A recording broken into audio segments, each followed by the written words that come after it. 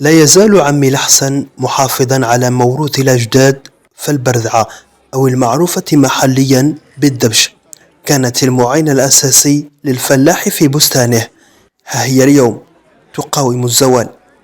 الدبش نخدم هذا الفدان هذا كيما نخدموه، الاغراض كيما هذه مخدومه، هذا النص نتاعها نولي هذا اللي نديرو هنا، هذا معمول له فدان هنا الماشيه، وهذا كون نديرو به الملمه، نديرو ديك الحجره نتاع وندقوا العلف وندقوا الاخر، وكون زمان كنا نديرو به الكوارت كيما هذا نتاع النيل كنا كانت باش نبدو من البير.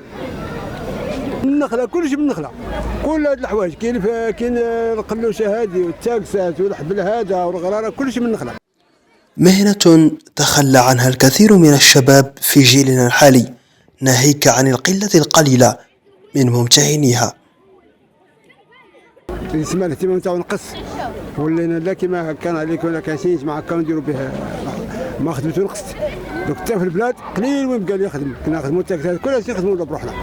مرات مشيت ندافع تنقص بصح دوك اللي انا ما حد يخرج اختار هذا التراث ولا شيء بالسيف يسمى يدور شوي وكاين البلايص اللي مازال ما يخدموا حوايج هادو ما لاحوهمش، بصح بالنسبه لنا كاين المنطقه نتاعنا حنا قال القليل. عمي الأحسن من بين القلة الذين يحافظون على صناعة الدبش، أو لنقل من حمل متاع الإنسان في القديم خلال حله وترحاله.